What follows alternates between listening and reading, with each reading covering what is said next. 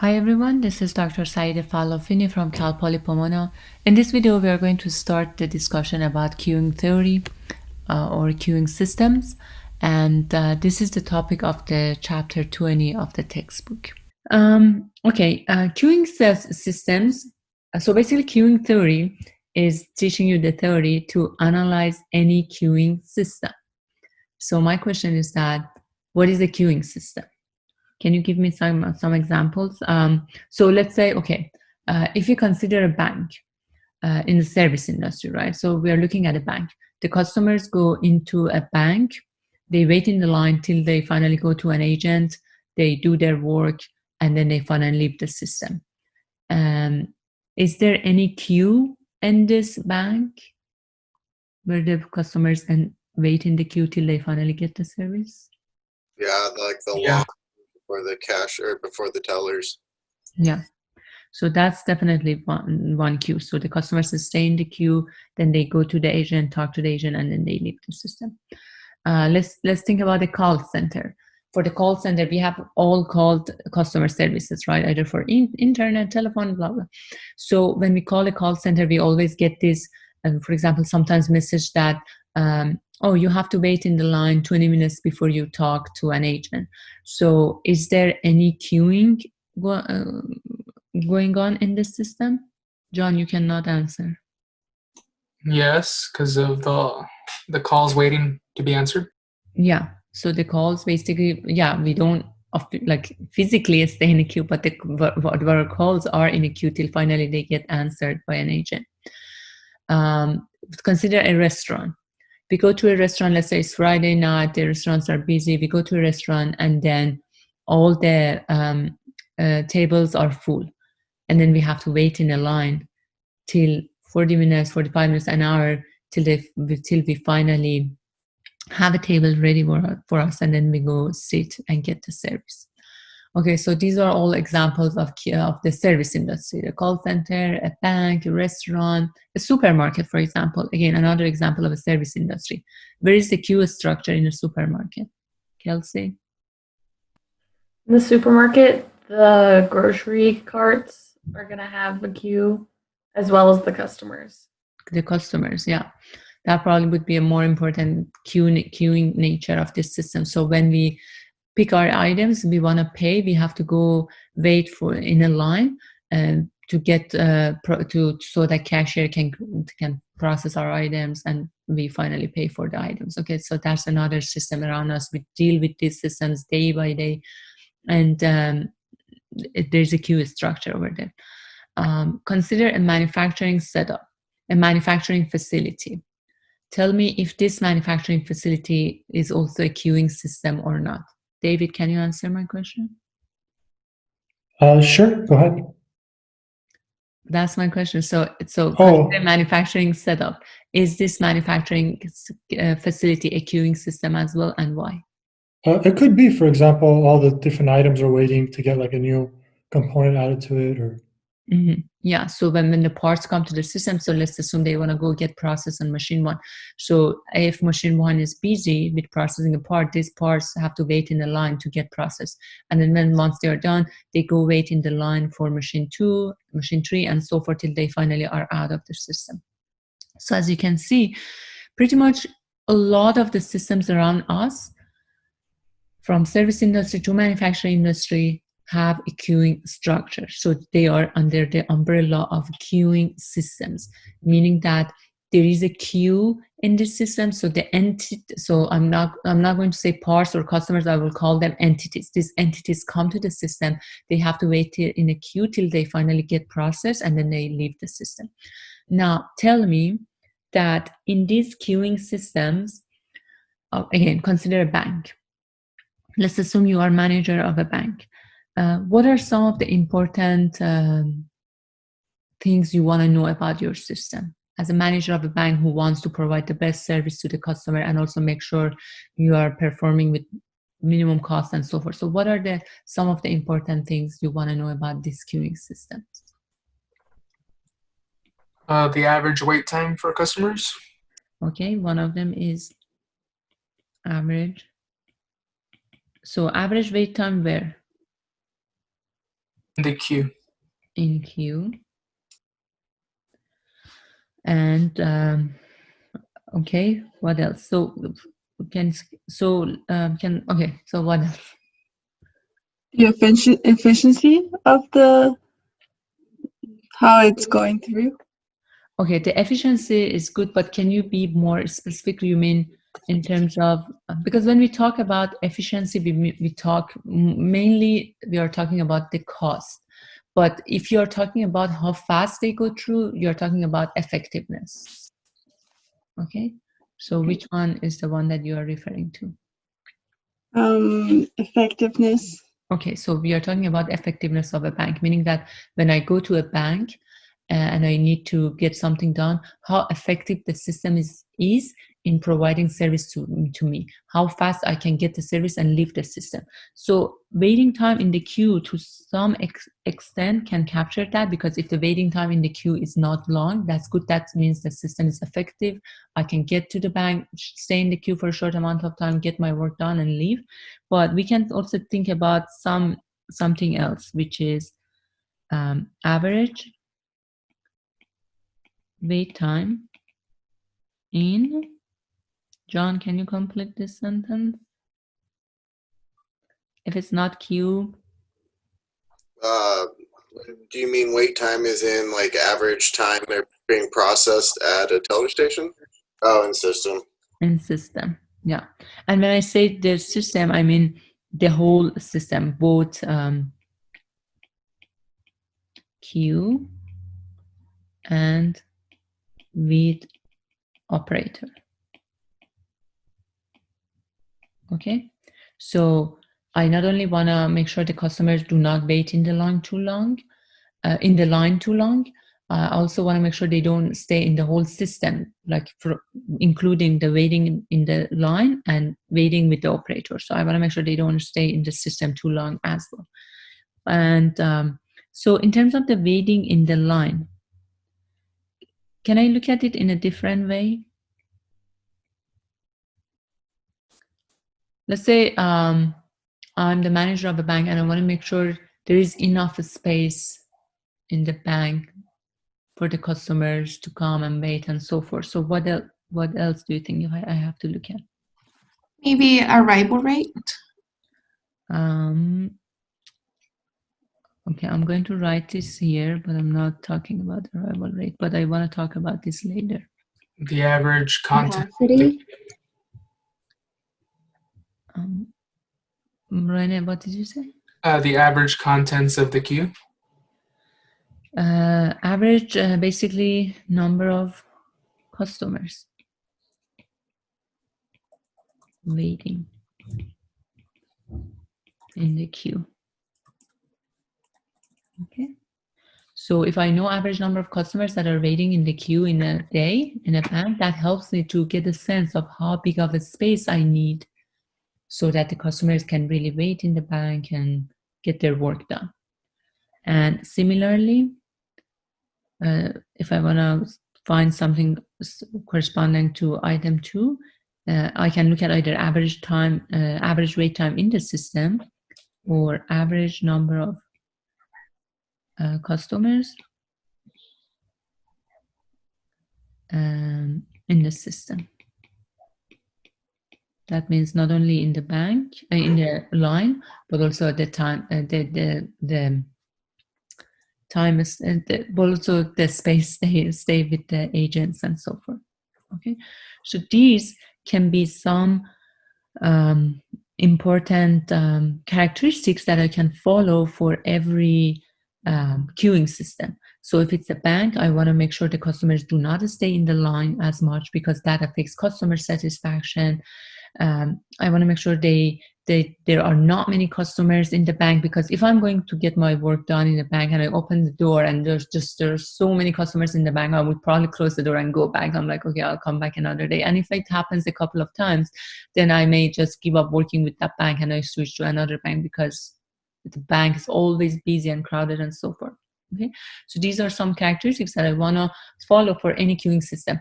So for a manufacturing setting, can you explain, for example, why I'm interested to look at the number of parts. So for a manufacturing setting, instead of customers, I would say parts. So why, for example, I may want to look at average number of parts waiting in a queue. Maybe you can optimize your storage space because maybe you have allocated too much storage space for one line. Okay, so definitely making sure we have enough space and that we have a good setup and wrap and queue and everything. That's definitely one. But in terms of the profit and everything, why does it matter if I look at average number of parts in the system or average number of parts in a queue? Does that ring a Work in bell? process.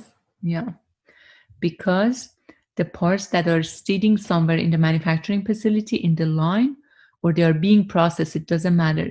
So either they are sitting in a line or they are being processed somewhere in the system. They are my work in process in the manufacturing facility. And for the working process, do I want the working process to be up or down? High values are, go ahead. Like you would want it at low, right? I want it to be low because the working process, the parts that are sitting somewhere in the system, either waiting to get processed or getting the process, they're all potential revenue, right? I can just finish working on these parts and send them out and make money. Instead, they are sitting somewhere in the manufacturing facility. So I don't want the working process to be up. I want to be able to bring it down. So that's why, again, in a manufacturing facility, if you look at it as a queuing system, again, it's important for me to look at average parts that are waiting in the queue, average number of parts that are sitting somewhere in the system, and those are my working process. And I want to know these characteristics so that I know there is some bottleneck in the system, why the parts are not leaving the facility. So okay, let's go and fix it and so forth. Okay, so basically these questions help us to evaluate the performance of a queuing system, no matter in manufacturing system or queuing or an industry or service industry. And then so basically when we want to analyze a queuing system, we want to be able to find the answer to this question. Okay.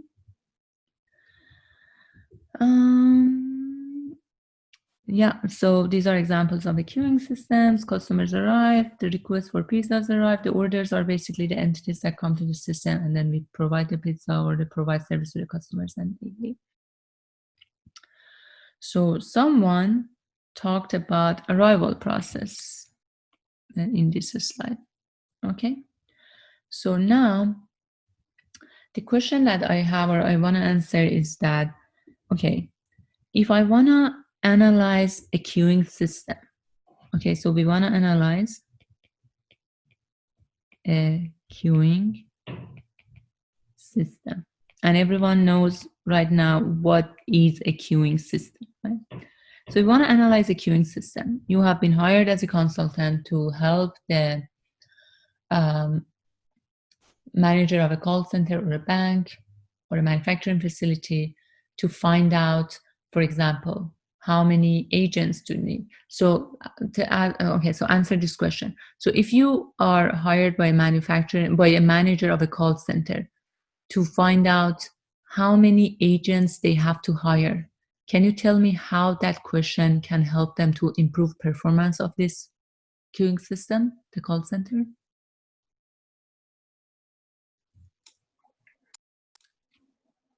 Doesn't having an estimate of how many calls are to arrive gives them an idea of how many people to have on staff on that day?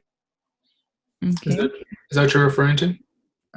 Yeah, to some extent. So remember, we just said that for systems basically to work, we need to look at two things: efficiency and effectiveness. Effectiveness is all about how fast you can provide the service. Okay, so that's good.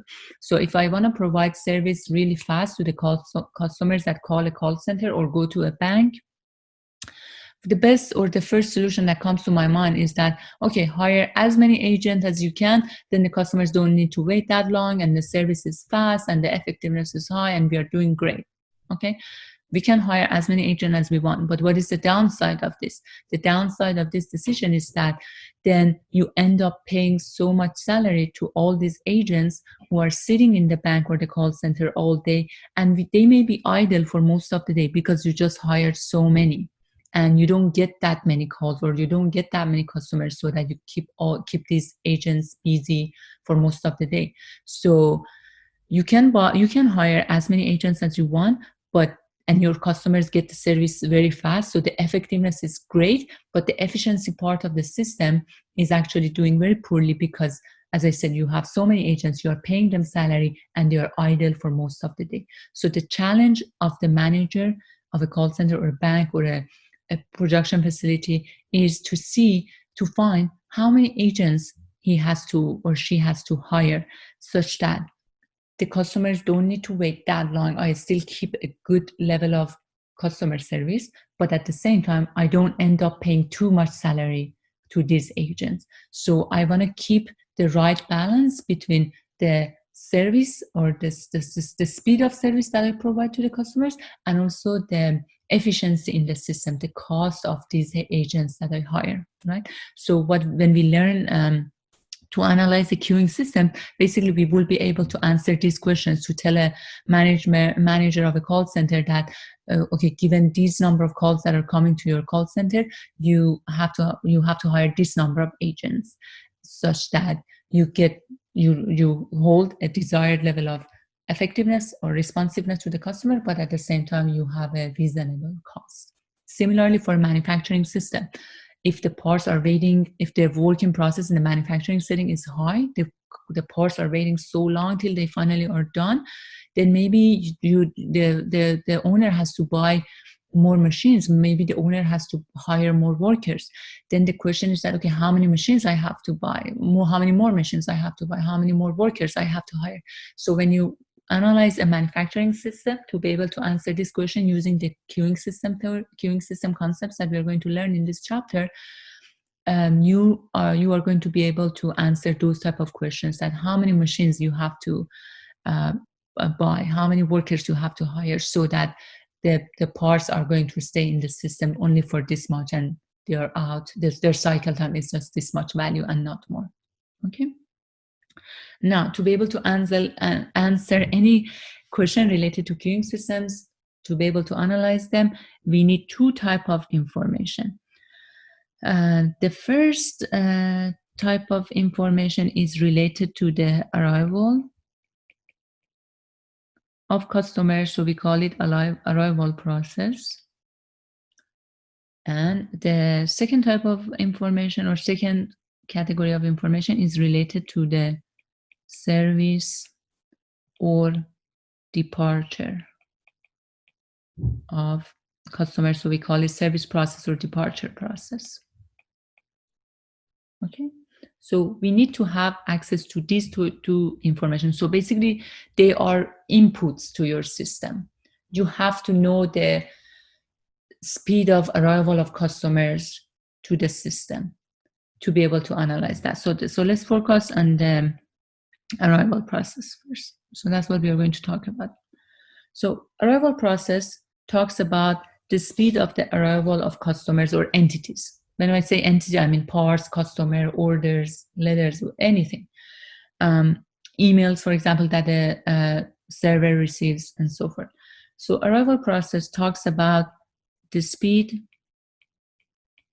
of arrival of entities to the system.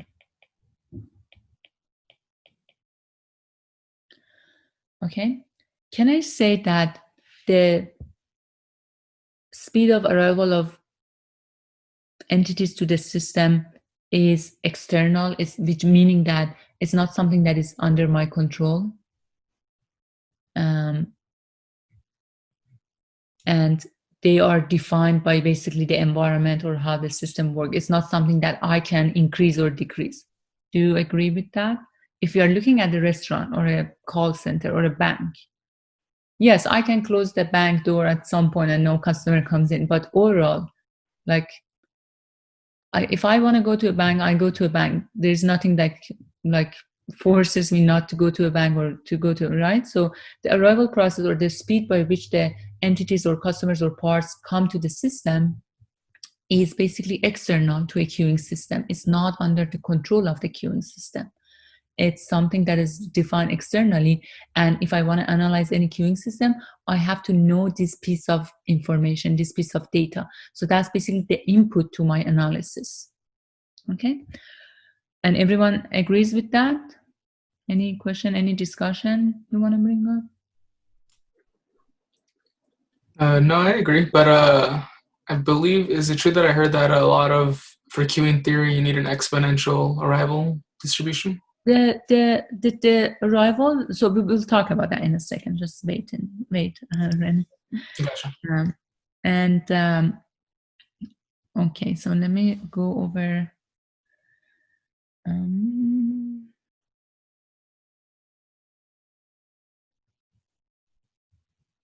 Okay, so let me actually explain that here. So don't look at whatever we have here on the top.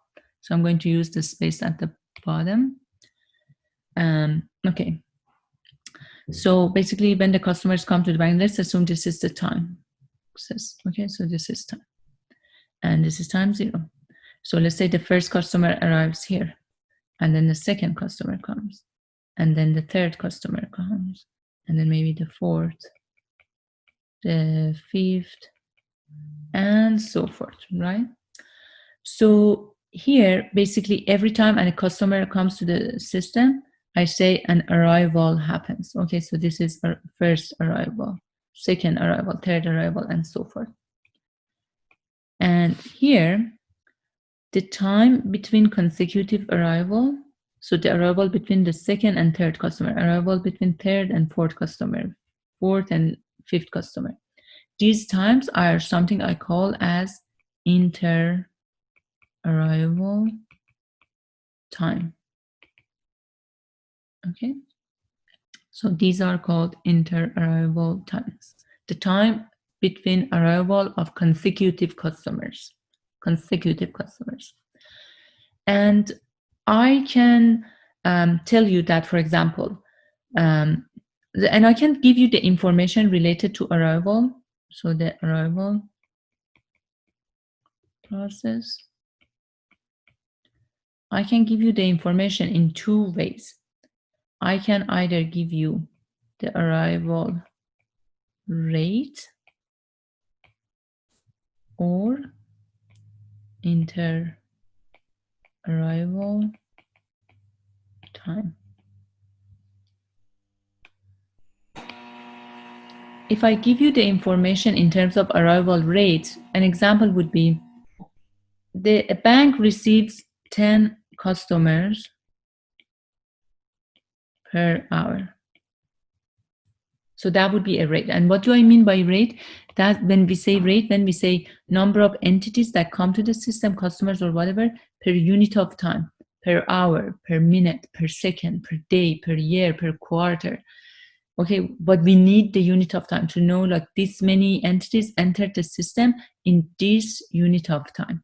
Okay, if I give you an information right like that, then I have given you the arrival rate to the system.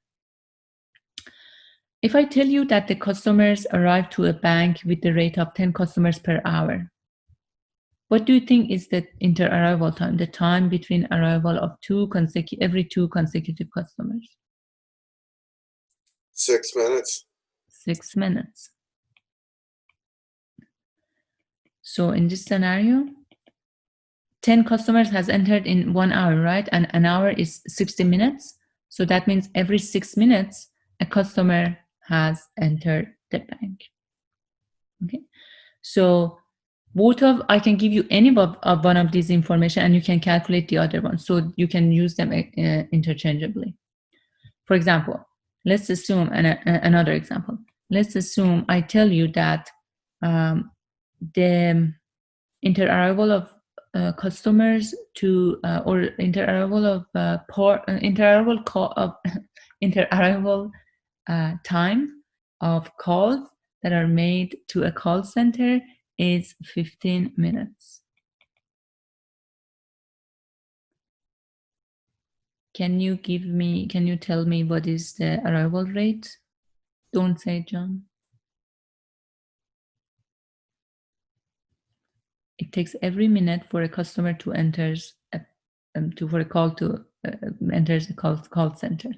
So that's the time between arrival of consecutive calls to a call center. How many calls per hour I can receive in that call center? Would it be 4? 4. Okay, so I can get 4 calls per hour in that call center. So as you see, I can give you any one of these, either inter-arrival time or arrival rate, and you can calculate the other one. So they are basically the same. You don't need both of them. I can give you any one of them, and that's all you need to know how fast the customers come to your system. Okay, so here, when I say 10 customers enters the bank in an hour, or it takes 6 minutes between arrival of every 2 customers, they are fixed, right? So I didn't say anything, so it's like every hour exactly I'm going to get 10 customers. But is this a right assumption for a queuing system? Is this correct to assume that every hour I exactly get 10 customers for a bank, for example? No. No. So I may know the average is 10 customers per hour.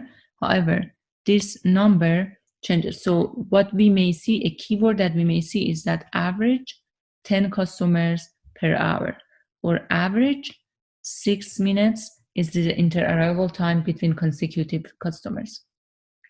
Okay, so then if I give you the keyword average, so then for arrival process, either I give you arrival rate or inter-arrival time. So then I may give you that average arrival rate or average inter-arrival time. And so the average arrival rate is 10 customer per hour. Average inter-arrival time is 6 minutes. Okay, so what does that mean? That means on average in each hour, 10 customer comes to the bank, but this is average. So that means the number of customers that comes to the bank changes randomly. So in the next hour, I may get 2 customers. In the hour after, I may get 20 customers. In the hour after, I may get no customers, and so forth. So the average is 10, but the number of customers that come to the bank in every hour varies.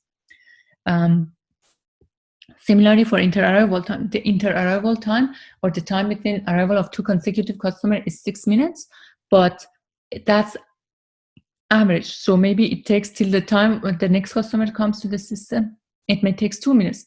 For the next customer to come to the system, it may take 20 minutes. And then till the next customer comes to the system, it may take 5 minutes.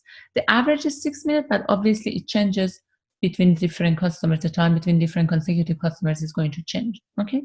So if you see the keyword average, that means these arrival rate or inter-arrival times are not fixed like the previous example. They are random. Okay, so if something is random, if inter-arrival time is random, or if the arrival rate is random, you have the average, which is perfect, what else do you need to be able to capture anything about this random phenomena of arrival of customers? You have the average, and that's great, but what else do you need? Standard deviation. You need a measure of spread. So standard deviation is one example, but basically you need a measure of spread around mean. Yeah, so average is 10 minutes, average is 10 customer per hour, but how is the spread? Like, did I also get sometime 100 customer per hour? Did this happen? Did I get like 0 customer per hour as well as my options? Or no, it's just average 10, but either 7 or 8 or 9 or let's say 13 customers per hour. So you don't go too far from the average, or no, actually you can go too far from the average. So I do need to have a measure of the spread around the average, as average is not enough. If we are looking at a characteristic that is random, average definitely is a good one, but is not enough. We also need a measure around the measure of the spread around the average. And the best thing we can have regarding this random variable to be able to say anything about it is that if we have the distribution of this random variable of basically arrival process, because that's the random variable, right? So if the arrival process is fixed like this one, there's no average, nothing, we are good. No need, the 10 or 6 is enough, we are good. If we see the keyword average, which means the arrival of the customers to the system are random, then we need also to know the distribution of this random variable. Okay, so in that scenario, I may tell you the example that, for example, I may give you that the average inter-arrival of customers to a bank is 10 minutes and is exponentially distributed.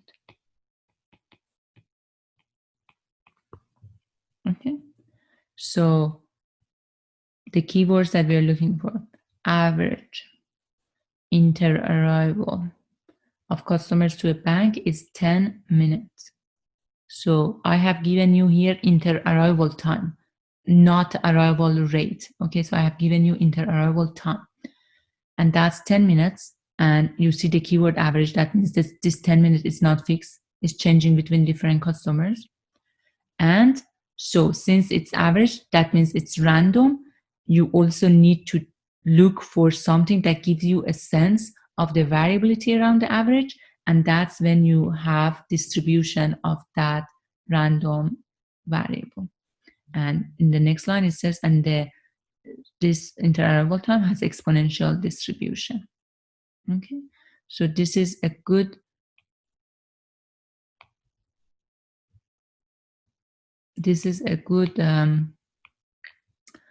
basically sentence, which basically gives you everything you need to know about this arrival process to this queuing system. So in this setting, what is the arrival rate? 6 per hour. Yeah, 6 customer per hour, because the inter-arrival time, because the inter-arrival time is 10 minutes, so an hour is 60 minutes, so 6 customers can come to the bank. So this is average arrival rate. Okay, Professor, for the measure of spread around the mean, you mean the variance? Yeah, exactly. Okay, perfect. Yeah. The standard deviation is the square root of variance, right? The variance. Oh, yeah. I just want to make sure, like this, the spread around the mean is just the variance.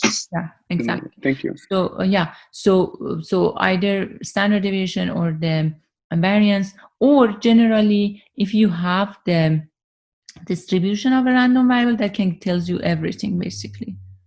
So if I know the shape of the random variable, it's, for example, normal, this average, and this is standard deviation or variance. So I know everything about that random variable. Okay. Yes. Okay.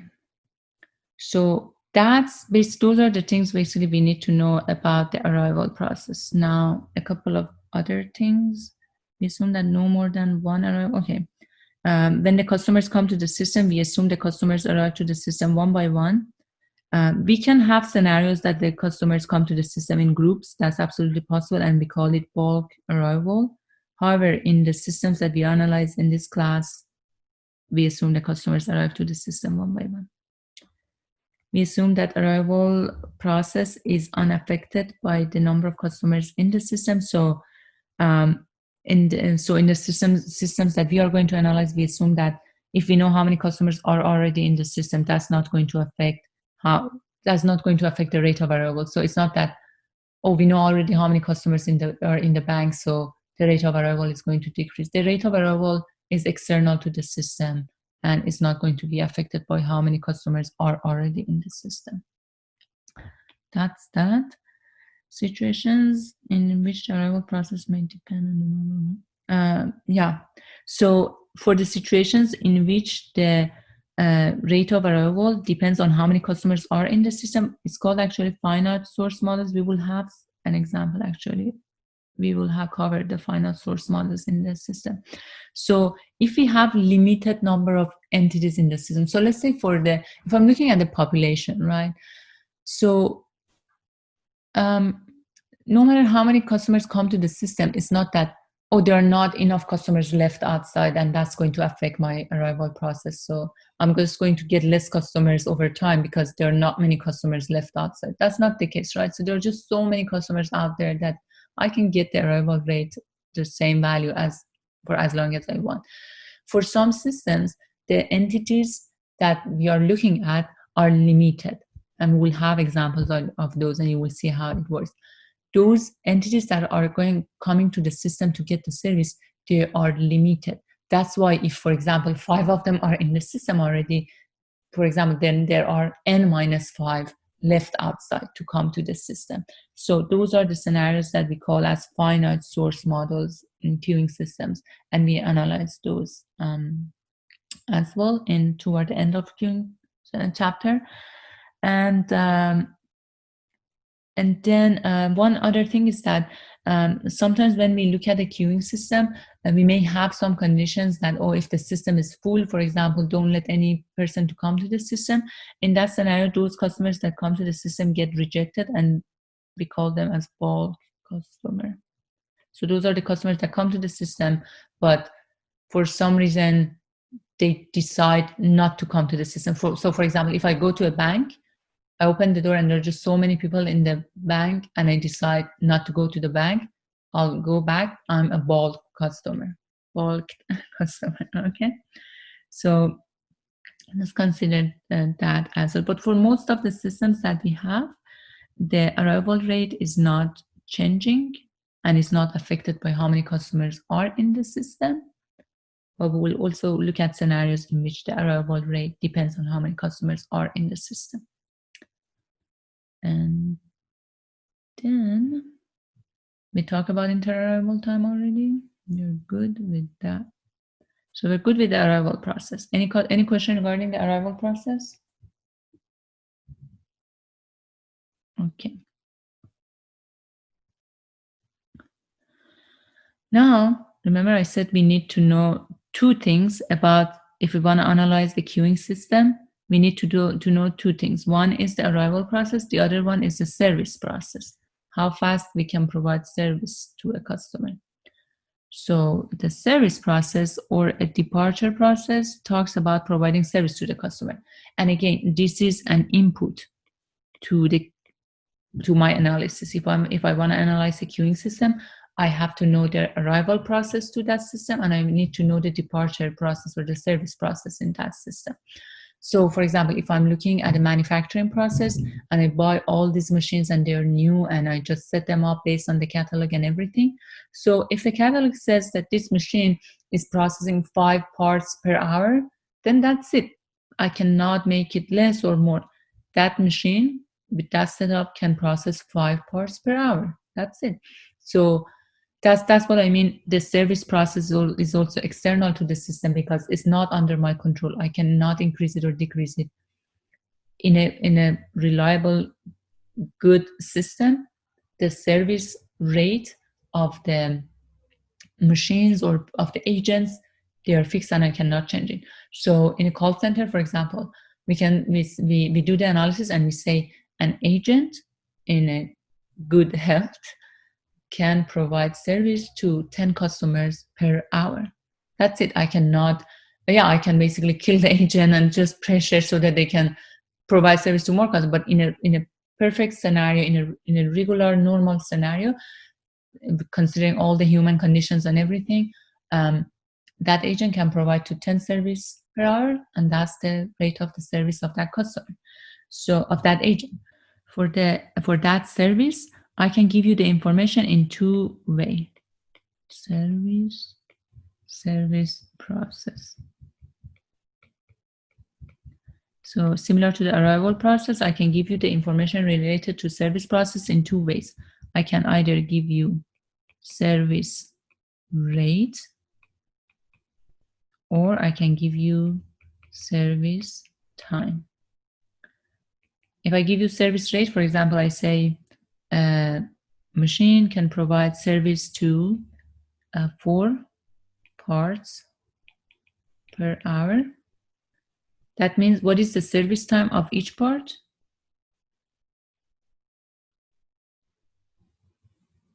15 minutes. 15 minutes.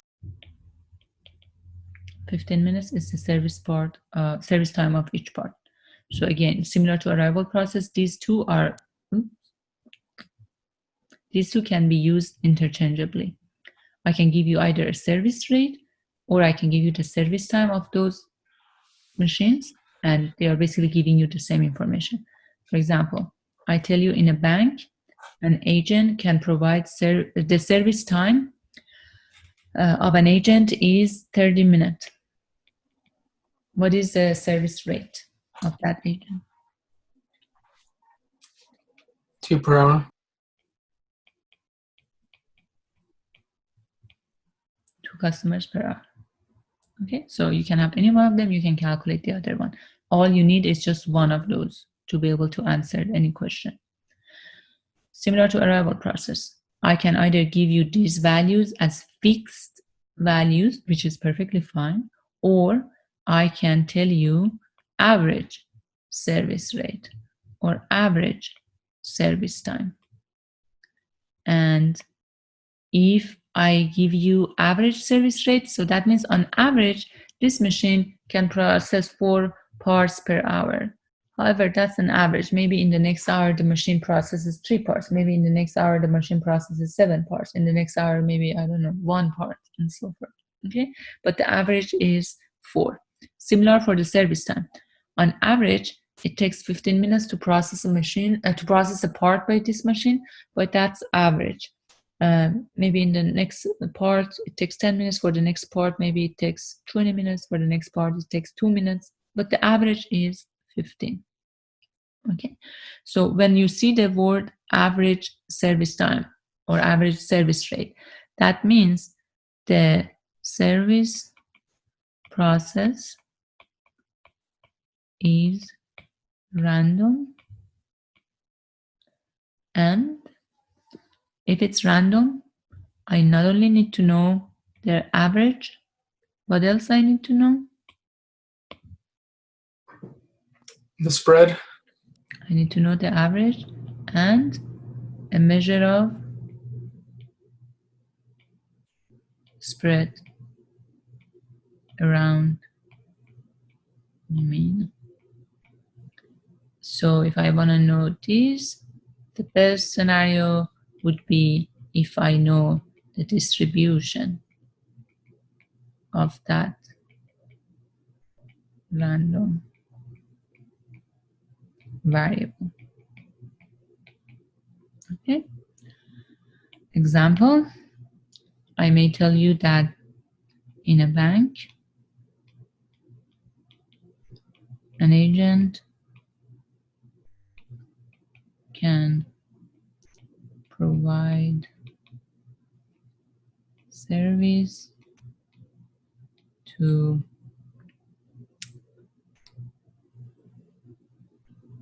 12 customers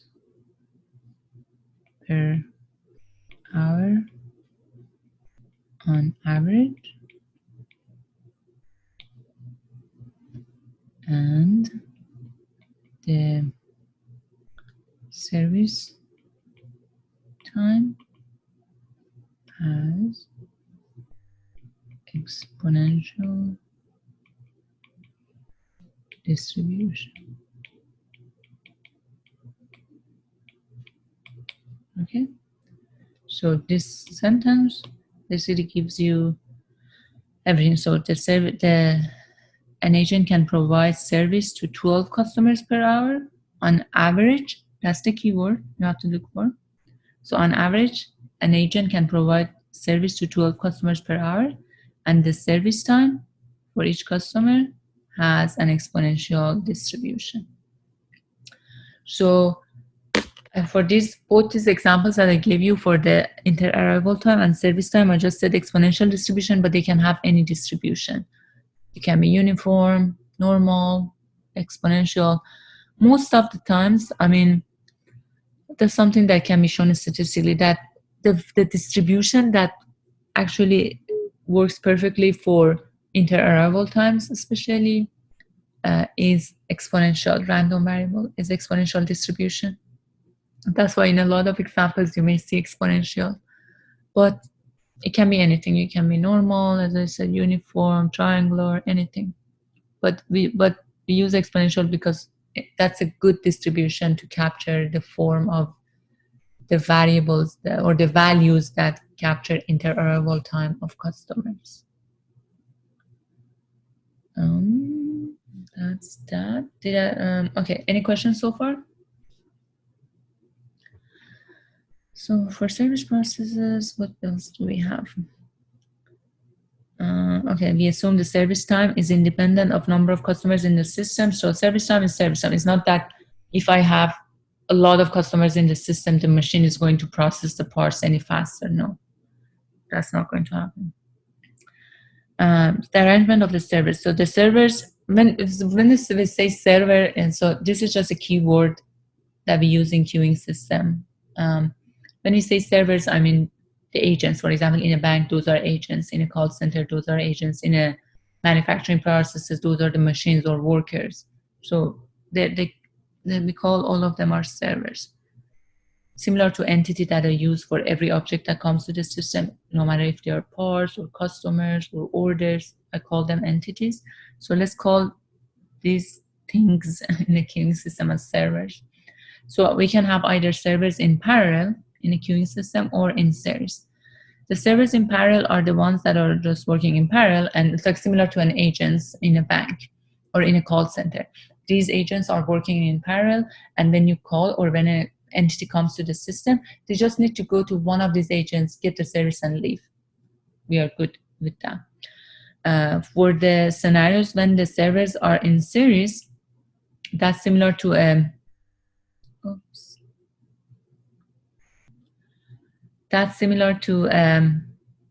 manufacturing setting when we have machine 1 or machine 2, machine 3, and so forth, and they are one after another, and a part has to go to machine 1 and then to machine 2 and then to machine 3. So those are the scenarios when the servers are in series. Okay, so we analyze both type of systems.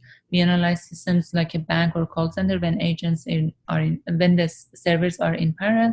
We also analyze systems similar to a manufacturing setup when the servers are in series. And yeah, good. And one other thing that I want to mention before we end the class today is that we also will see something like queuing discipline in a queuing system. So queuing discipline is basically talks about the rules in the queue in terms of when the customers wait in a queue. So these are entities that are waiting in the queue to finally go to an agent or to a server. Okay. So what are the rules that tells us how these entities will go to the server? So that's what we call as queuing discipline. So the most common one is first come, first serve, or we may also see first in, first out. They are the same. So the first person in the queue is the first person who is going to get the service. The other discipline is last come, first serve, or last in, last out. Last come first serve is, there are not many systems that are like that when the last person is the one who gets the service first. But if you look at an elevator, what happens in an elevator is similar to that. The last person that gets into the elevator is the first person that is going to leave. Okay, but there are not many systems who follow this structure. We also have service in random order. Service in random order. SIRO, which means that, oh, the parts go into a queue or into a place where they wait, and then we can pick any one of them to get processed in the by the agent or in the next machine. For example, in a manufacturing process, if let's say I'm working on machine 1 and when I'm done, I put the parts, let's say, in a container. It's not a conveyor or a queue or something where I can put the parts in order. I just put them in a pallet. And so this pallet just includes all the parts I have processed. I don't know which one was processed first, which one was processed last. So the person who is going to pick these parts and work on it after me is just going to put his hand in this pallet and just picks the part, right? And that person doesn't know when that part was put in the pallet. So that's a scenario when I'm going to basically process these objects in random. So no specific, no first in, first out, last in, first out, nothing like that. So I'm going to just process these parts very randomly.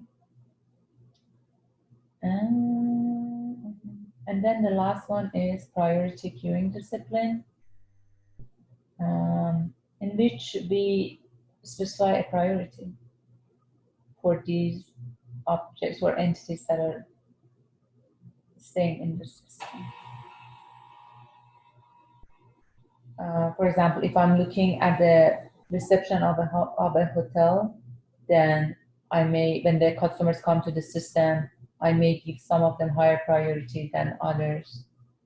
And then those VIP customers may get higher priority to get to the agent and get processed than the regular customers. For the calls as well, when I call, maybe I call Verizon, then they say, oh, this is the loyal customer who has been with the system for so long, so we're going to give higher priority to these customers than regular customers, so I may get to an agent a lot faster. So we can also give some priority to these objects or entities or parts or customers that are in a queuing, that are in a queue. Any questions so far? No question? Nope. Talk about arrival process.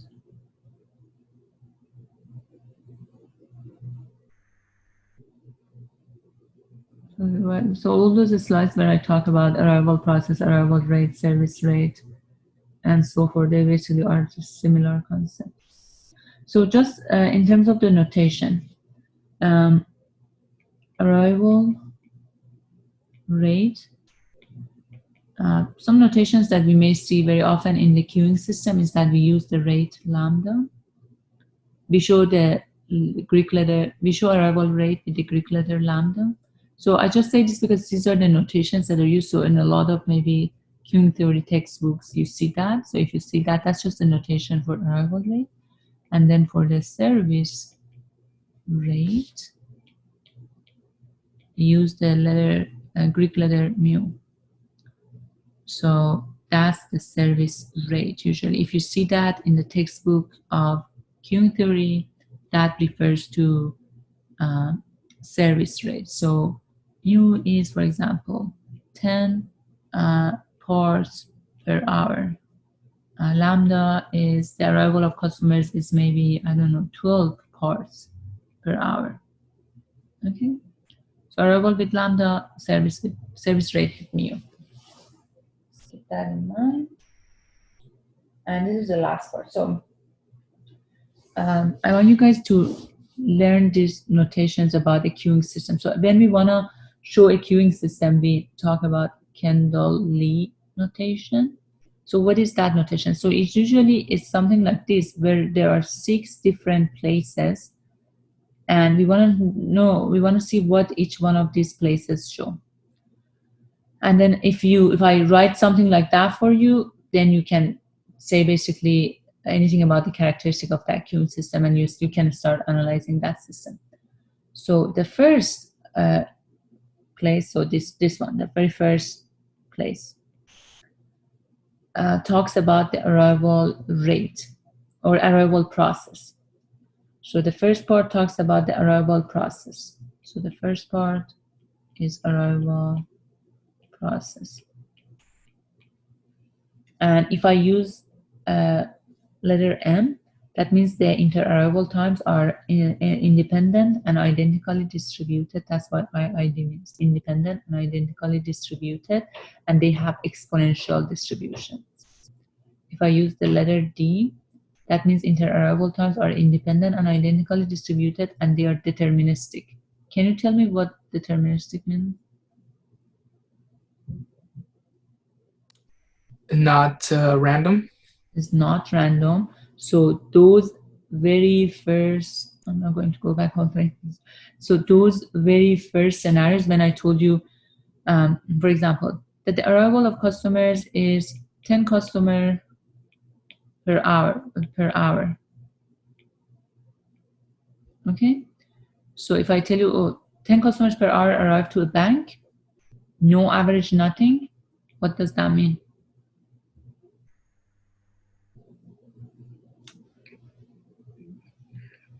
It's not a distribution, it's just how many arrive. It's not random. So that means the arrival of the customers to the system is not random, is fixed. This value is deterministic. Okay? Learn these keywords, guys. You are graduating as an industrial engineer. These are important keywords that you guys need to know. When I say a system is a stochastic, what does that mean? It's random. There are some randomness in that system. When I say a system is deterministic, that means everything is fixed, is specified. There is no source of randomness in that system. So if the inter-arrival times are deterministic, there is no source of randomness. If I tell you that on average, and if I tell you that I get 10 customers per hour, that means I get 10 customers per hour exactly each hour in this system. It's not random. I don't need a distribution, nothing. It's deterministic. You know everything. It's not a stochastic, it's not probabilistic. So the term opposite of deterministic is stochastic or probabilistic. So keep in mind these key terms. Okay. So if I use the letter D, that means inter-arrival times are independent and identically distributed, and they are deterministic. EK, that means inter-arrival time has Erlang distribution with parameter K, which is very similar to the exponential actually. This and exponential they have similar nature. And if I put GI, that means just any general distribution. For example, if it's normal, if the inter-arrival time is normal, I may put it under the category of GI, any general distribution. Okay, so just know these keywords, what do they mean? They can sit in the first location of this Kendall Lee notation. Now let's talk about the second one. The second one talks about the service process. So the second characteristic specifies the nature of the service time. And similarly, I can use M if the service time is exponential. I can use D if the service time is deterministic, it's fixed, there's no randomness. I can use EK if it's Erlang with parameter K, which is very similar to exponential. I can use G if it's just general distribution. The third characteristic, so 1, 2, we are good with the 2. The third characteristic is the number of parallel servers. How many parallel servers are in the system? That's the third characteristic. The fourth characteristic, so 1, 2, 3, 4. The fourth characteristic gives me the queuing rule. I can put any one of these, first in, first out, last in, first out, service in random order, or just general queuing discipline. The fifth characteristics gives me the allowable number of customers, meaning that if there is a limitation in terms of the size of the system, I can specify it in the fifth characteristic. So if I put infinity, that means there's no limitation in terms of the size of the system. As many customers that come to the system, they can come in, no problem. And then the sixth characteristic gives me the size of the population from which the customers come. So if I put infinity for the sixth characteristic as well, that means I can I have enough entities out there, and as many entities can come to my system. There is no limit. If I have limited number of customers or parts out there that can come to the system, I can specify that in this characteristic. Okay, so these are the 6 locations I told you. So remember, we had 1, 2, 3, 4, 5, 6. So the first one was related to arrival process. The second was related to service process. The third one was related to parallel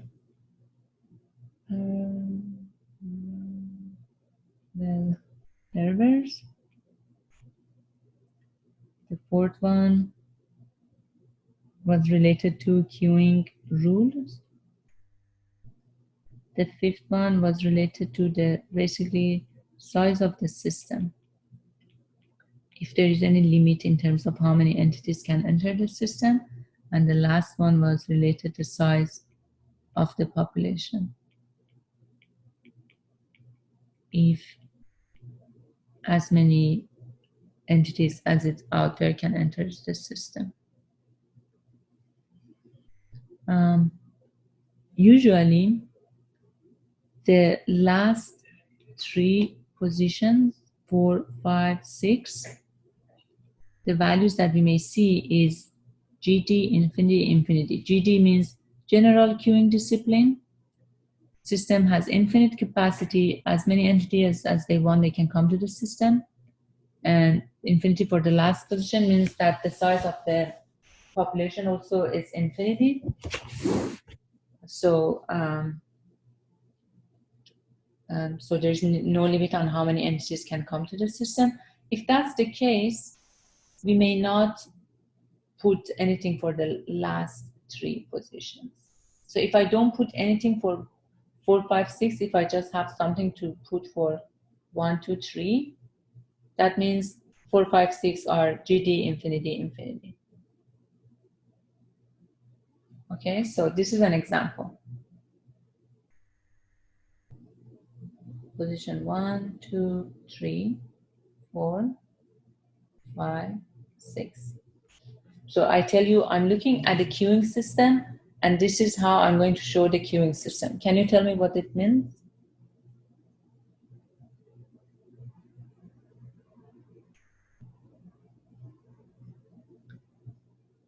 First position is for what? Inter-arrivals. Inter-arrival times. And what does M mean? That they're independent. And?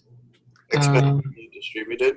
And they have exponential distributions. Okay, so the first M says inter-arrival times have exponential distribution.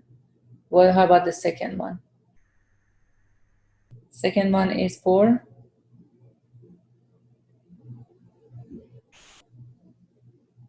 The airline with shape parameter. Okay, 2.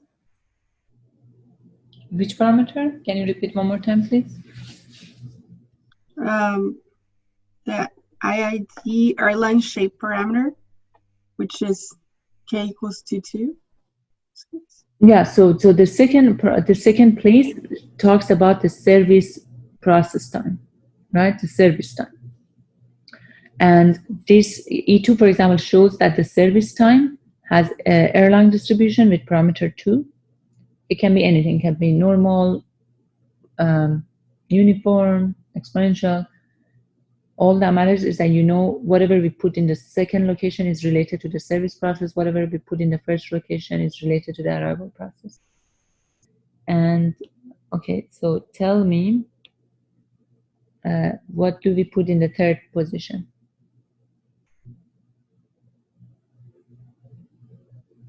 The amount of parallel servers. Number of parallel servers. Yeah. So I have 8 parallel servers. So maybe I'm looking at the bank where the inter-arrival time has exponential distribution. The service time has Erlang distribution with parameter 2. There are 8 parallel agents that are working in the bank. And what is the fourth position? How the queuing characteristics are. Queuing rule. And what is the rule here? First come, first serve. First come, first serve. And what is the fifth position? Maximum number of customers in the system. Yeah, basically the size of the system. So basically I can get 10 customers in this system and that's the maximum. If I get, if anything more than that comes to the system, they have to get rejected. So the system can hold up to 10 entities or 10 customers, 10 parts. And how about the last part?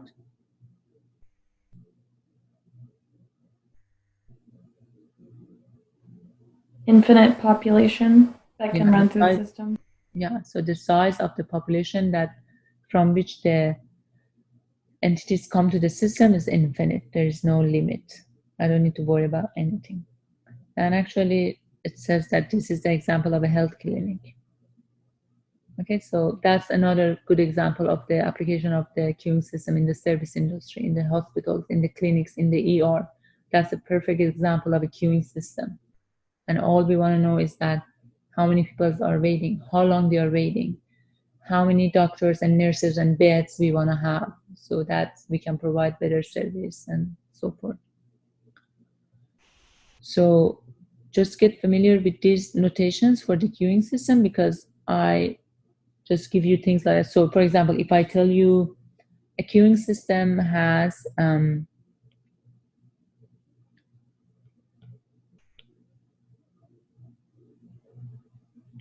what does this mean? This is a queuing system that I'm going to look at. What is this system? It's exponentially distributed. For what? For the distribution of the inter-arrival times. Inter-arrival time is exponentially distributed. Service times are also exponentially distributed. Exactly, and there's only one worker. There's only one server in this system. And how about the rest? So this is position 1, 2, 3. GD, infinity, infinity. Exactly. We just said here that if I don't say anything about position 4, 5, 6, that means they are GD, infinity, infinity. That means the queuing rule is just general, I don't know. And then the size of the system is infinity. As many customers come to the system, they can enter, and the size of the population is infinity too. So that's why I did not put anything for position 4, 5, 6.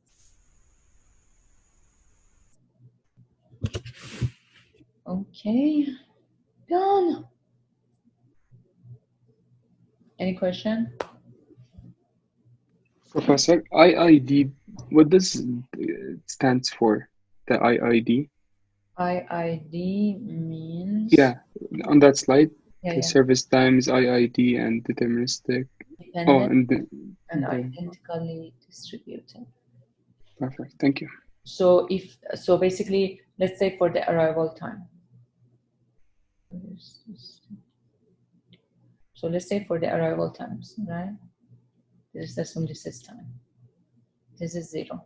So first customer arrive here, the second customers, the third, the fourth, fifth, and so forth, right? We said the inter-arrival times are this. These are the inter-arrival times. So if these inter-arrival times, the random variable that shows these inter-arrival times. So these inter-arrival times are independent from each other. What does that mean? If I know that it took 2 minutes for the first customer to arrive, has nothing to do with the time that it took for the second customer to arrive. If I know this is 2 minutes and this is 3 minutes, it has nothing to do with the inter-arrival time between second and third customer. This may take 1 minute. And so basically, these random variables are independent from each other. That's what the first I means. If I know the value of these random variables, they have nothing to do, they have no effect on the value of the next inter-arrival time. Okay, so that's the independent, that's what independent means. And then identically distributed means that all of them have the same distribution. All of them, for example, are coming from exponential distribution with a rate of lambda equals to, I don't know, 2. Okay, so all of them are coming from this distribution. Obviously, they are different from each other because they are random, but they all are coming from the stochastic distribution. So that's why identically distributed means. So IID means the inter-arrival times, or any variable we look at, the service time, inter-arrival time, or anything. IID means they are independent from each other and they are identically distributed.